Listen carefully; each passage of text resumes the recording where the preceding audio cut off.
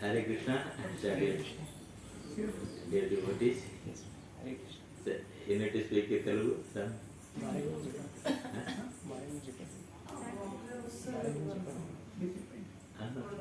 హరే కృష్ణ మనతో పాటు ఈ జూనియర్స్ భక్తి జీవన్ భజన్ స్వామి మహారాజ్ వారు మనతో వచ్చారనమాట. మొత్తం అయితే మహారాజ్ మొత్తం యాత్రలో మరి బట్టి అసోసియేషన్ ఇవ్వడానికి వచ్చారనమాట. మొత్తం యాత్ర మొత్తంలో ఉంటుంది మహారాజ్ వారు.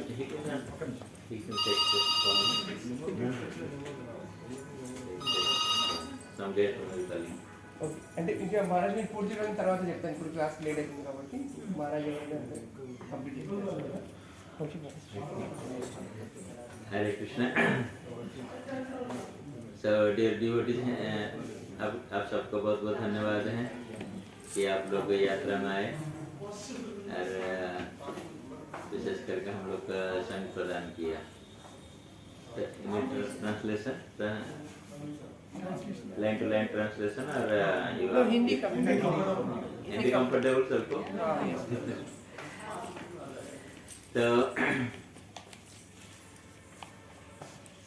तो हम लोग सभी जानते हैं कि यात्रा किस लिए किया जाता है ना. यात्रा केवल मनोरंजन के लिए नहीं है.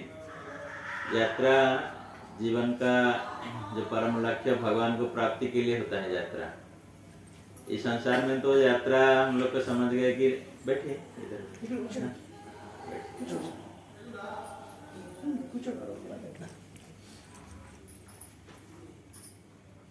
इस जगत में जो यात्रा का समझ रहे लोग सोच रहे कि यात्रा मतलब कहीं जगह घूम के आएंगे, कुछ सेल्फी उठाएंगे, फोटो उठाएंगे, इसको लगा देंगे. ये यात्रा का परिभाषा लोग आजकल समझते हैं बहुत ही जगत में. लेकिन यात्रा का वास्तविक उद्देश्य है जीवन का लक्ष्य जो भगवान को प्राप्ति करना. तो इसलिए यात्रा का शब्द जो आता है यातना शब्द से आता है. मतलब हम लोग वॉलंटरली कुछ कष्ट सह के भगवान को प्राप्ति करेंगे. क्योंकि कोई कष्ट नहीं सहने से भगवान को प्राप्ति नहीं कर सकते हैं. जीवन में आराम से कोई नहीं पाते हैं भगवान को. ध्रुव महाराज है, प्रहलाद महाराज है, कितना कष्ट किए भगवान को प्राप्ति करने के लिए. हम लोग नहीं कर रहे हैं इतना. तो हम लोग देखते थे पहले जमाने में जब लोग 50-60 साल का उम्र हो जाते थे तो अपने घर त्याग करके भगवान के धाम जाते थे. तो वहीं जाके अपने आखिरी समय वहीं जाके भगवान का भजन कीर्तन करके अपने समय वहीं बिताते थे. तो आजकल का तो कलयुग में आधुनिक युग में नहीं कर सकते हम लोग. लेकिन घर में रह के भी भगवान का कैसे स्मरण कर सकते हैं. क्योंकि हमको एक बहुत ही महत्वपूर्ण शरीर मिला, मनुष्य शरीर मिला. हम लोग को कोई पशु शरीर नहीं मिला, कुत्ते बिल्ली ऐसे नहीं मिला. हम लोग मनुष्य शरीर का मतलब है भगवान को प्राप्ति होना, अंत नारायण स्मृति होना चाहिए. तो इसलिए यात्रा में अनेक सारे कठिनाई आ सकता है क्योंकि हम लोग घर से बाहर हैं. यात्रा जैसे बाहर का दुनिया हम लोग यात्रा करते हैं, कभी फ्लाइट कैंसिल हो जाता है, कभी कभी आप जाएंगे तो कोई ट्रेन कैंसिल हो गया, कभी रास्ता में खाना बुकिंग किया था, आजकल ऑनलाइन में सब गूगल में बुकिंग करते हैं, लेकिन कभी नहीं आता है. फिर भी आपको कठिनाई सहते ना, नहीं सहते. इसलिए क्योंकि आप एक दूसरे जगह जा रहे हैं, कुछ उद्देश्य के लिए जा रहे हैं, ये भौतिक जगत में समझने के लिए. तो इसलिए ये जो यात्रा है हम लोग जो यात्रा कर रहे हैं ये भगवान को प्राप्ति के लिए हम लोग जा रहे हैं. ऐसे तो उसके साथ घूमना भी हो जाता है, लेकिन वास्तविक उद्देश्य यात्रा का भगवान को प्राप्ति के लिए. तो इसलिए यात्रा में हमेशा भगवान को स्मरण करना चाहिए. हमेशा स्मरण करें, उनके ऊपर निर्भर करें. क्योंकि भगवान के ऊपर निर्भर करने से भगवान हर प्रकार का जितने सारे दुख कष्ट आएगा वो सब मिटा लेंगे. हम अपने हिसाब से नहीं कर सकते. अपने हिसाब से हम लोग कोशिश कर सकते हैं, रूम बुकिंग करना, गर्म पानी होना चाहिए, ये होना चाहिए, ऐसे व्यवस्था हम लोग अपने हिसाब से कर सकते हैं. लेकिन बाकी देखा जाए तो भगवान का ऊपर निर्भर. कभी कभी हम लोग एक बार हम लोग यात्रा ये 4 धाम के लिए आए थे. कुछ भक्त लोग आए थे इंडोनेशिया, सिंगापुर से आए थे. हम लोग दिल्ली एयरपोर्ट से निकले, ये हरिद्वार तक नहीं पहुंच पाए, पूरा 24 घंटा लग गया हमको. रास्ता में इतना जाम था कि एक्सीडेंट हो गया था, पूरा रास्ता बंद था. क्या करें देखिए 24 घंटा दिल्ली से हरिद्वार तक आने लगा है ना। तो कठिनाई तो ऐसा आ सकता है, लेकिन हमारा उद्देश्य क्या होना चाहिए? भगवान का चिंतन करके वो कठिनाई को पार करना, हमेशा भगवान का स्मरण करना चाहिए, क्योंकि वही यात्रा का उद्देश्य है। तो आज इस चार धाम का इसका महत्व तो बहुत सारे शास्त्रों में दिए गए। चार धाम यात्रा दो प्रकार का है, एक छोटा चार धाम यात्रा है, एक बड़ी चार धाम यात्रा। बड़ी चार धाम यात्रा जो है सारे इंडिया में फैला हुआ है। जैसे यहाँ पे बद्रीनाथ जी हैं, उत्तर में है, और दक्षिण में रामेश्वर जी हैं, और पूर्व में जगन्नाथपुरी धाम है, और पश्चिम में द्वारकाधीश है। ये बड़ी चार धाम है। तो उसको कोई नहीं कर पाते तो उसका फल भी ये जो छोटे चार धाम में मिल जाता है, क्योंकि ये छोटा चार धाम में वही धाम यहाँ पे उपस्थित हैं। एक बद्रीनाथ जी हैं, अरे वहां पे शंकर भगवान के केदारनाथ जी हैं, और उसके बाद जमुनेत्री हैं और गंगोत्री हैं। तो ये बद्रीनाथ तो आगे कहेंगे, बद्रीनाथ जी स्वयं साक्षात भगवान नर नारायण कैसे प्रकट हो रही वहां पे तपस्या कर रहे साक्षात भगवान। तो हम लोग कई शास्त्र में देखे, श्रीमद् भागवतम में देखे, ये जो हरिद्वार हैं, ये हरिद्वार हैं, हरि के घर जाने के लिए ये द्वार है। जैसे हम लोग घर आते हैं ना, ये द्वार है, गेट है ना, भगवत धाम जाने के लिए। क्योंकि हिमालय में भगवान तपस्या करते हैं बद्रीनाथ के रूप में, उनकी धाम जाने के लिए ये द्वार है। गेट में हम लोग अभी खड़े हैं, अभी गेट से जाएंगे, है ना। तो गेट में ये शंकर भगवान है, शिव जी हैं यहाँ पे। ये हरिद्वार का मुख्य भगवान है, शिव जी है। शिव जी यहाँ तपस्या करते, तो इनकी कृपा प्रार्थना करना चाहिए, क्योंकि शिव जी भगवान के परम भक्त हैं।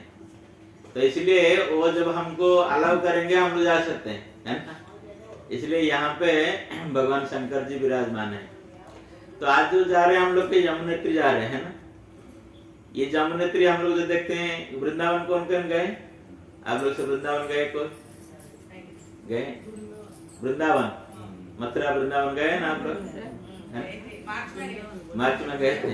अच्छा, तो ये जो जमुना हम लोग वहीं देख रहे हैं, ये जमुना नदी है, भगवान कृष्ण को अत्यंत प्रिय है।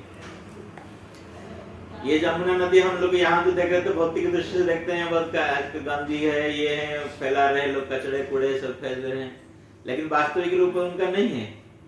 ये भगवान कृष्ण का ये एक स्वरूप है। भगवान कृष्ण का जो अनेक सारे भगवान के प्रेयसी हैं, सखी ये जमुना जी एक प्रेयसी है भगवान कृष्ण का। तो इनकी के स्वरूप है। जैसे तो पुराण में कहा गया ये सूर्यदेव का पुत्री है जमुना जी, जानते हैं ना सभी लोग, ये सूर्यदेव का पुत्री है। लेकिन ये भौतिक जगत को आने के पहले इन्होंने कहा थे? भगवत धाम में थे, भगवान के गोलोक वृंदावन में थे ये जमुना देवी। तो वहां नदी का रूप में नहीं थी, ये एक सखी का रूप में थे, भगवान के सेवा में लगे थे। तो भगवान कृष्ण ने एक बार जमुना से मिलने के लिए आए, तो उनके साथ बात करते करते करते करते बहुत देर हो गया। तो उधर क्या कि राधा रानी जी इंतजार कर रहे हैं भगवान से मिलने के लिए, तो कृष्ण नहीं आ रहे हैं। कृष्ण तो इंतजार करके के बहुत देर रात हो गया, तो फिर भी भगवान कृष्ण नहीं जा रहे।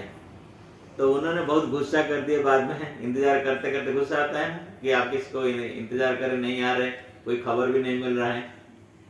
तो जमुना ये राधा रानी ने क्या किए, एक सखी उनका जो साथी सखी को भेजे कि जाके देख के आओ कहाँ गए कृष्ण, है ना। वो देखे तो ये जो जमुना, ये इनके नाम बिरजा था वहां पे। तो इनके साथ भगवान बातचीत कर रहे हैं उनके साथ। तो उसमें तो उन्होंने तो बहुत गुस्सा हो गए, है ना। तो उनको बोले कि आज जाके वो बिरजा नदी, वो क्यों कृष्ण को इतना ये करके रखा है, हमें यहाँ इतना इंतजार कर रहे हैं, वो लेके आना चाहिए, हम वो क्यों रुकावट किए हैं। तो उन्होंने बहुत गुस्सा होके गया, है ना, कि जो बिरजा हैं तो उनको दंड देने के लिए, गाली गुलज करने के लिए, है ना। तो उनका क्रोध देख के उनको जो पता चल गया बिरजा सखी को जो पता चल गया कि राधा रानी से बहुत गुस्सा होके आ रहे हैं, तो तुरंत क्या किए, उन्होंने अपने शरीर बदल दिया। वो बिरजा जो एक पुत्री थी, एक कन्या थी, तो उन्होंने क्या हुआ, एक नदी हो गई। ये नदी हो गया बिरजा नदी। तो भगवान जब राधा रानी आए तो देखे तो अरे वो नहीं है, जिसका ऊपर गुस्सा करके आए थे वो है नहीं, नदी बन गई। तो भगवान कृष्ण से उन्होंने पूछी राधा रानी ने, तो ये अभी नदी तो बन गई, इनको क्या करना है ना। तो भगवान कृष्ण ने कहा कि ये नदी इसलिए बन गई कि हम लोग जो द्वापर युग में वृंदावन में जाएंगे, वहां मर्त्य जगत में हमारा लीला होगा, ये उसमें सहयोग बनेगी। हम लोग इसकी किनारे हम लोग बहुत सारे लीला करेंगे। तो इसलिए हम लोग को बोलते हैं ना, जमुना तीर वनचारी, अभी बोल रहे थे, जय राधा माधव कुंज बिहारी। तो बिरज नदी, इसलिए उसकी बिरजा नदी, उसके बाद ये जो भौतिक जगत में आई तो इनकी नाम पड़ा क्या, यमुना नदी। तो यमुना नदी ये सूर्य का पुत्री बने। सूर्यदेव बहुत दिन से तपस्या कर रहे थे भगवान को कि मुझे एक ऐसे पुत्री प्रदान कीजिए जो आपकी परम भक्त बने। तो भगवान का जब ये द्वापर युग में आने का समय हो गया, तो भगवान अभी बोले कि राधा रानी आपको, हम लोग अभी ये भौतिक जगत जाना है। तो राधा रानी बोली कि भौतिक जगत में क्यों जाएंगे हम लोग, वहां तो सभी लोग पापी है, हमने सुना है, कोई आपका भजन नहीं कर रहे हैं, कुछ नहीं कर रहे हैं, और पाप कार्य में सभी लोग हमेशा लिप्त रहते हैं, तो हम नहीं जाएंगे वहां पे। तो भगवान बोले कि अरे नहीं, वहां पे ये पापी लोग को उद्धार करने के लिए हमको जाना है, अरे धर्म का संस्थापन करने के लिए जाना है, अरे इंद्र के जितने सारे शत्रु है, बहुत सारे असुर को, उनको भी निधन करना है। तो ऐसे ऐसे बात भगवान ने उनको कहे राधा रानी को कि आपको जाके हमको सहयोग करना पड़ेगा ये भौतिक जगत में। तो राधा रानी ने कही कि उनको दो कंडीशन दिया भगवान को कि आप कह रहे तो हम जाएंगे भगवत धाम, भौतिक धाम में जाएंगे भौतिक जगत को, लेकिन दो शर्त हैं। दो शर्त क्या है कि पहले तो जो बिरजा नदी है ये जाएगी वहां पे, और दूसरा कंडीशन है गोवर्धन जी है, बहुत बड़े भक्त थे भगवान की, जो गिरिराज गोवर्धन पहाड़ हम लोग पहाड़ को देखते हैं ना वृंदावन में, वो दोनों आएंगे तो फिर हम जाएंगे। भगवान बोले कि ये कोई बड़ी बात नहीं, इनको भी ले जाएंगे साथ में। तो उसी समय में ये सूर्यदेव ने भगवान को प्रार्थना कर रहे थे कि हमको पुत्र प्राप्त करने के लिए। तो भगवान का व्यवस्था के अनुसार ये जो बिरजा नदी थी भगवत धाम में, उन्होंने जमुना नदी के रूप में प्रकट हुए, ये सूर्यदेव का पुत्र के हिसाब से। तो इसलिए जो हिमालय जा रहे हैं हम लोग अभी देख रहे हैं, ये भगवान का विशेष धाम है। और ये भगवत धाम से वास्तविक भगवान के धाम से ये जमुना नदी आई। हम लोग अभी जो जाएंगे जमुना, कल हम लोग जमुना दर्शन करेंगे, आज उसके पास रहेंगे। तो ये इसको नहीं देखना चाहिए कि ये कोई साधारण नदी है, गंद ये है, ये भगवान के अत्यंत प्रेयसी है। तो वहां पे आप लोग कोशिश करेंगे नहाने के लिए, जबकि ठंडा है, थोड़ा सभी ये रखेंगे, कोशिश करेंगे नहाने के लिए। और कोई पानी लेना चाहते तो पानी ला सकते हैं जमुना, क्योंकि वहाँ उद्गम स्थल है जमुना। ऐसे तो उनकी उद्गम स्थल तो भगवत धाम में है, लेकिन हम लोग के लिए ये हिमालय है, उनकी उद्गम स्थल है। तो हम लोग बड़े भाग्यशाली हैं जो लोग को यात्रा में जुड़े हैं। और इसी यात्रा का विशेष महत्व है, जो बाहर के लोग की बहुत सारे आप देखे होंगे, हरिद्वार में तो हजार हजार यात्री यहाँ पे इकट्ठे हैं जाने के लिए ऊपर। लेकिन हमारे इस्कॉन में जो यात्रा हम लोग करते हैं, इसको उद्देश्य हम लोग समझना चाहिए कि हमेशा कैसे भगवान का स्मरण करके ये यात्रा हम लोग को पूरा कर सकते हैं। उद्देश्य यही होना चाहिए कि हर पल में, हर समय में भगवान का ऊपर स्मरण करना चाहिए। इसलिए ये कार्यक्रम हम लोग सुबह करते हैं कि सुबह का शुरुआत मंगल आरती से करते हैं। मंगल आरती मतलब दिन भर भगवान को प्रार्थना करते हैं कि आप हमेशा मंगल करें हमारे यात्रा में, ये विशेषता है। और भौतिक जगत में बहुत सारे, जैसे आप देखे यात्री है, वो आते हैं तीर्थ यात्री, वो लोग आते हैं होटल में, आते हैं खाना पीना करके सुबह उठे ना धो के कोई नया नहीं धोया कोई पता नहीं तो सीधा गाड़ी में बैठे चले, है ना, जाके पहुंच गए, जो देखना है कल देख के आ जाते हैं। लेकिन हम देखने से खाली, जैसे श्रीमद् भागवत में कहते हैं कि तीर्थ यात्रा का वही उद्देश्य है, तीर्थराज जो भगवान है उनके बारे में चर्चा करें और वहां भगवान के बारे में कुछ सुने, वहां भगवान के भक्तों का संग करें, यही तीर्थ यात्रा का एकमात्र उद्देश्य है। तीर्थ यात्रा का जब खाली उद्देश्य ही भौतिक जगत में रहता है कि जाके वहां पर डुबकी लगाने से लोग किस लिए जाते हैं, कल जैसे हम गंगा जी गए थे वहां नहा रहे थे, प्रायतः लोग जो हमारे साथ में थे दूसरे लोग नहा रहे थे, वो कह रहे कि गंगा भैया हमारा पाप धुला दीजिए, हम कहा हमारा पाप धुला दीजिए। क्या गंगा भैया इसलिए आए कि हम हमारा पाप देने के लिए, हम पाप क्यों करें, इनके हंस के धुला देंगे। और गंगा भैया क्या वो ये करके ठिकाना लिया कि नहीं नहीं हम आपका पाप धुलाएंगे, है ना। तो गंगा मैया के बारे में बाद में कल फिर बात करेंगे जब पहुंचेंगे, कैसे गंगा मैया किस लिए आए हैं इस संसार में। ये जो तीर्थ नदी है जो हम लोग देख रहे हैं, जितने सारे पुण्य नदी है, जैसे आपके वहां पे हैदराबाद के आगे कृष्णा नदी है, कावेरी नदी है, ये सब पुण्य नदी इसलिए बने कि भगवान का विशेष लीला वहां पे हुआ था और भगवान का भक्त लोग वहां रहते थे। अरे ये गंगा मैया तो बोल रही थी जब आने के लिए होती सरकार में कहा गया कि हम नहीं जाएंगे, लेकिन भगवान बोले कि नहीं हम जाएंगे वहां पे और हमारे भक्त लोग आएंगे। तो गंगा मैया ने पूछी कि हम जब जाएंगे सब पापी लोग आके नहाएंगे, जैसे कल बात कर रहे थे। तो भगवान ने कहा कि नहीं कोई बात नहीं, लेकिन हमारे भक्त जब आके नहाएंगे उसमें सारे पाप तुम्हारा धुल जाएगा। तो इसलिए हमारा ये उद्देश्य नहीं होना चाहिए कि जाके खाली पुण्य तीर्थ नदी में जाके स्नान करना, घर वापस आ जाना, ये नहीं हमारा उद्देश्य।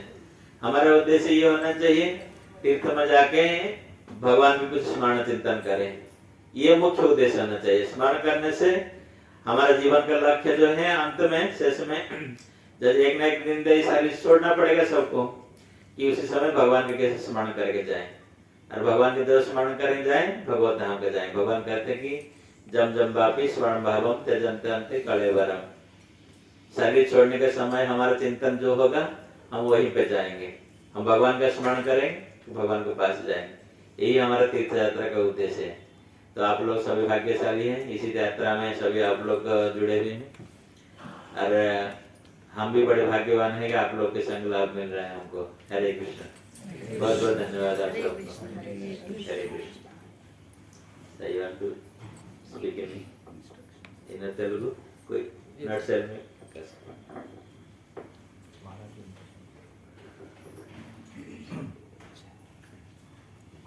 बोल सकते क्या करना है, इनको प्रिकॉशन क्या करना है।